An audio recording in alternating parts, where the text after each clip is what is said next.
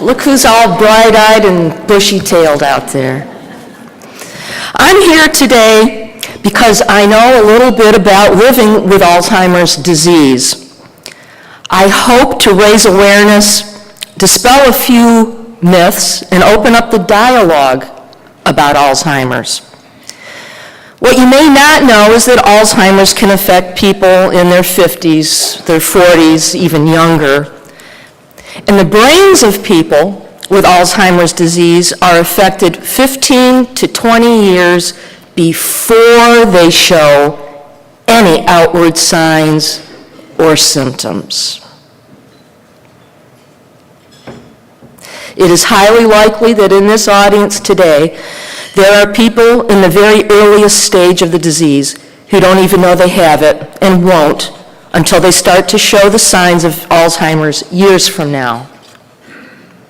I am one of the approximately 200,000 people in the U.S. who have what is called to early onset or younger onset Alzheimer's disease, someone under the age of 65, someone who experiences cognitive impairment and has been diagnosed with the disease. I guess I should begin by telling a little bit about myself. I am a wife, a mother of 2 daughters, a career woman with a master's degree in business. I've always been a bit of an overachiever. I never met an obstacle I couldn't overcome, get around, or just power through.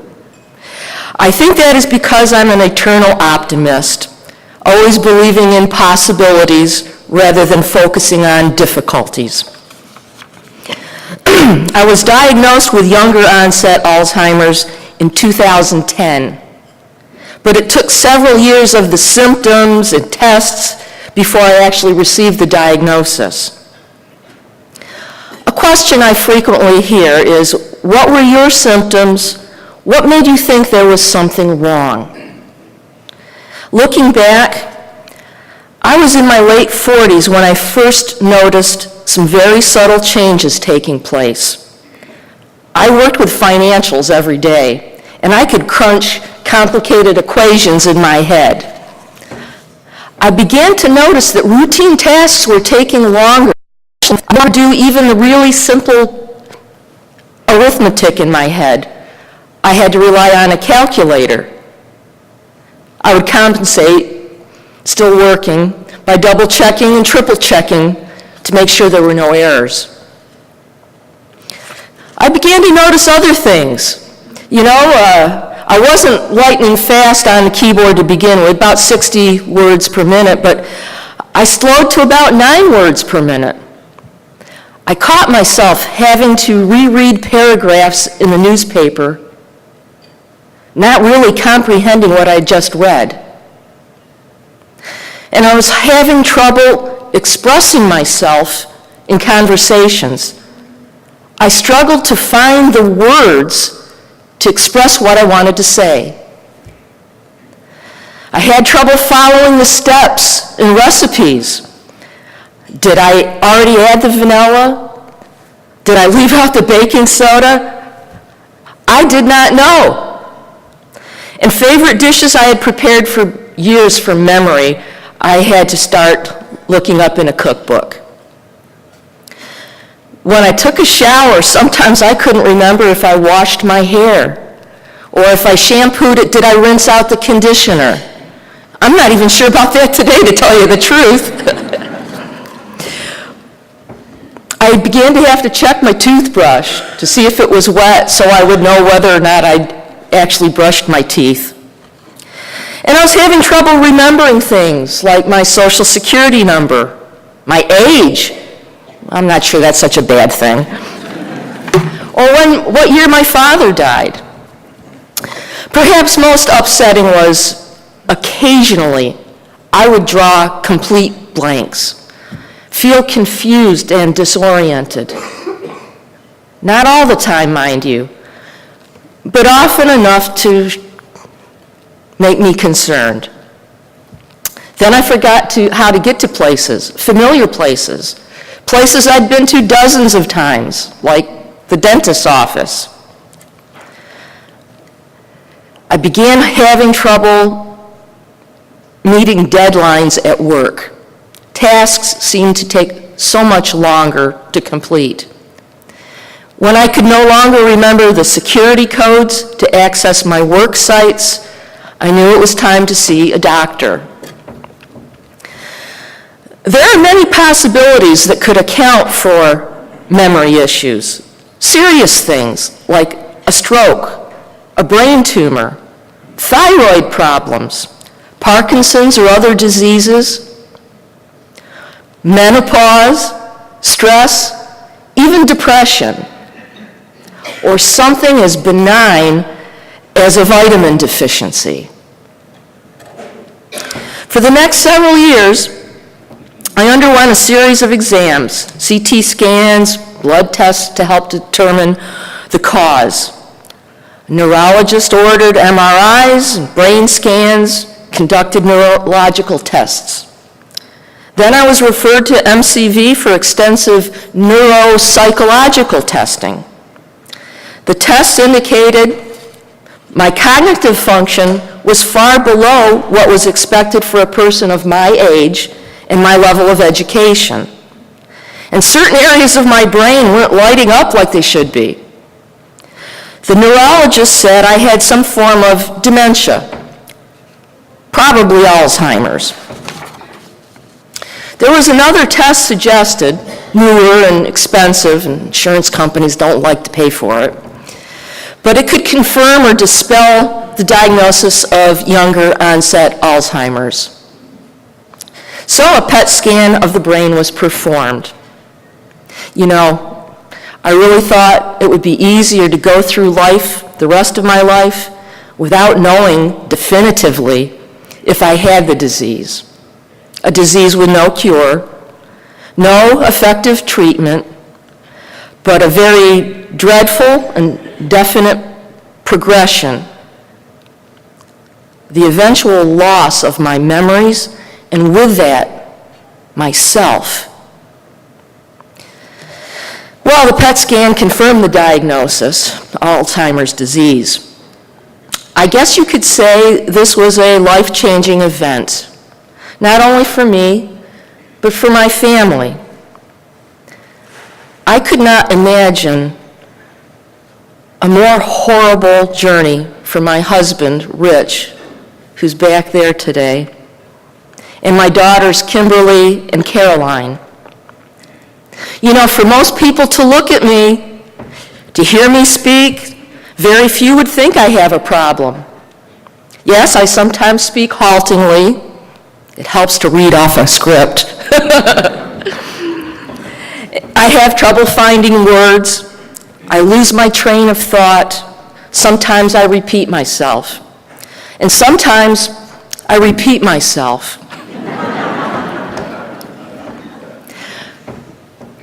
But I knew there was more to it. I, more than anyone else, saw the subtle decline. I knew I was in the earlier stages of the disease.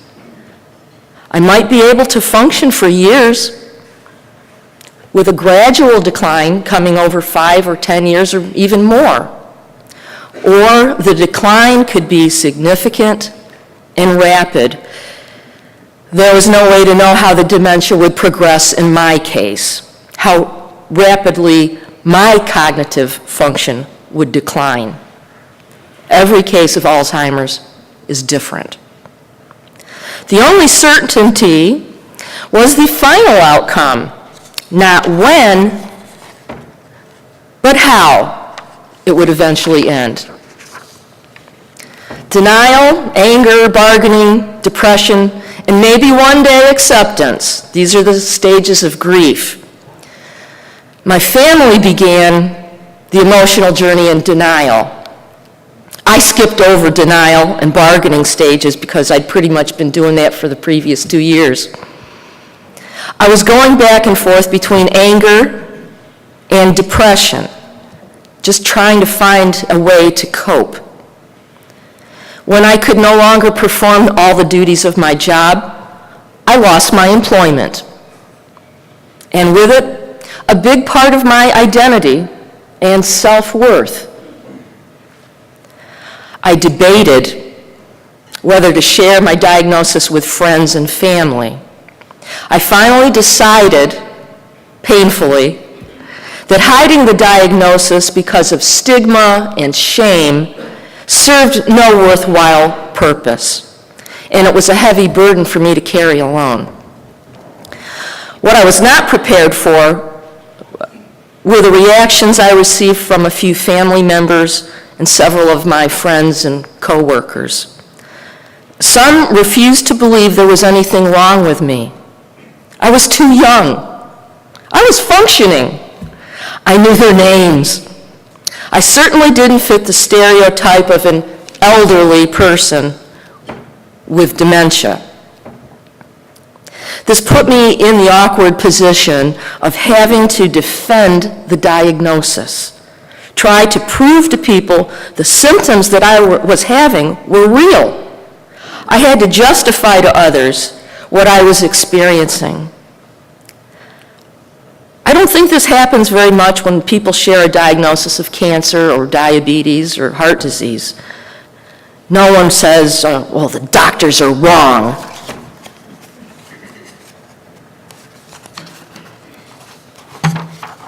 It is uncomfortable to discuss the disease, the progression of the symptoms, the eventual change in personality. Some of my friends did not dispute the diagnosis. They just simply avoided talking about it. And they avoided me. My support system disappeared. Most of my friends and even some of my relatives quit calling, quit socializing. I felt completely isolated and very much alone. I did not know anyone else who had the disease, anyone who was in the early stages, who was still communicating and functioning. And certainly I didn't know anything about younger onset Alzheimer's disease. The emotional pain was tough.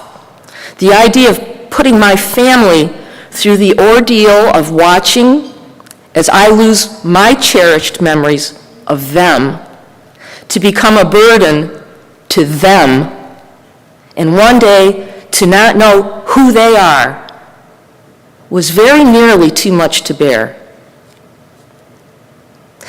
Through isolation and a certain sense of despair, I eventually sought out help. I found that help through the Alzheimer's Association.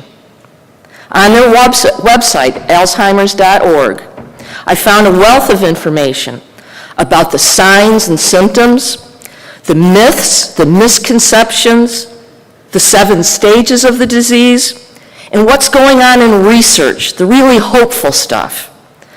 I learned about younger onset Alzheimer's. I connected with the regional director of my local office of the Alzheimer's Association, Lori Myers. She's here today as well.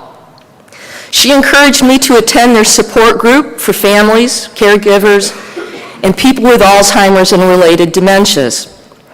I attended the support group 2 or 3 times, but felt out of place. Nearly all of the people in the group had progressed to more advanced stages of dementia.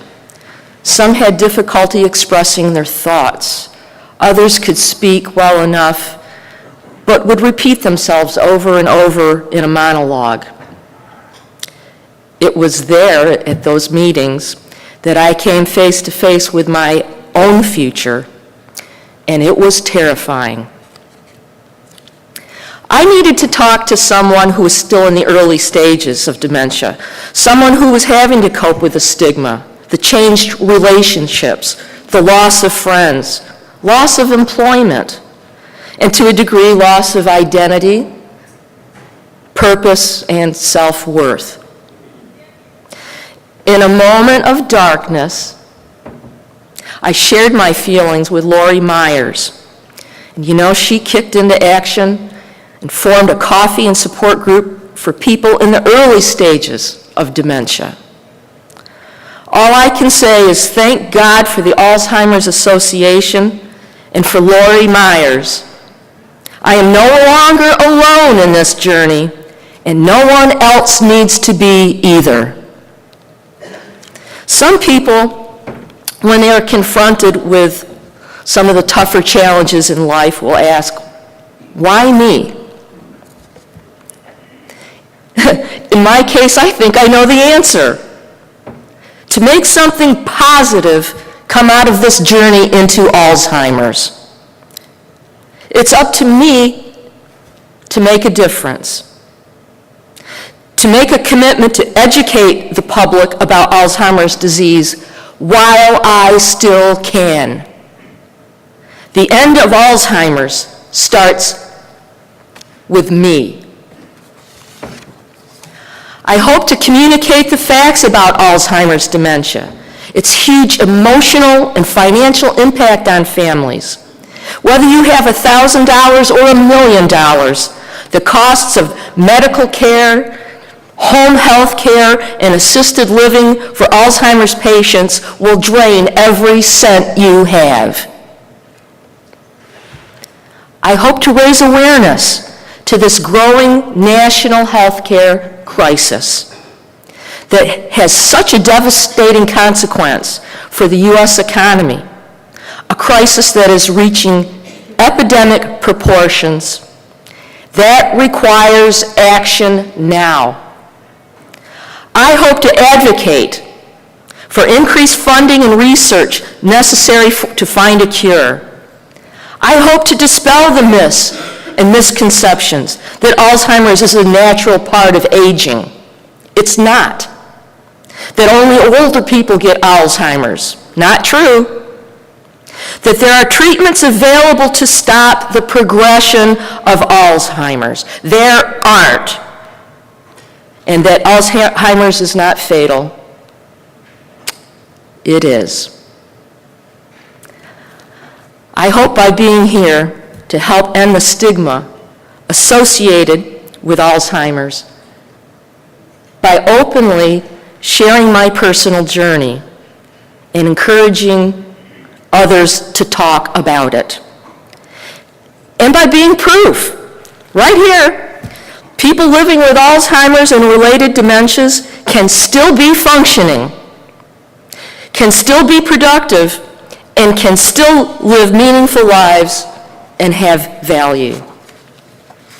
So now, folks, it's up to you. The end of Alzheimer's starts with you. Will you do your part? Get involved. Contact your state and federal representatives and ask them to do their part to increase funding for critical research and to affect public policy in a productive way. Get others involved. Talk about it. If they don't already know someone with Alzheimer's, just wait. They will. And please, generously donate to the Alzheimer's Association. Together we can help find the cure. The brain you save may be your own. So in closing, remember, the end of Alzheimer's now begins with you. Thank you for being here today, and God bless you.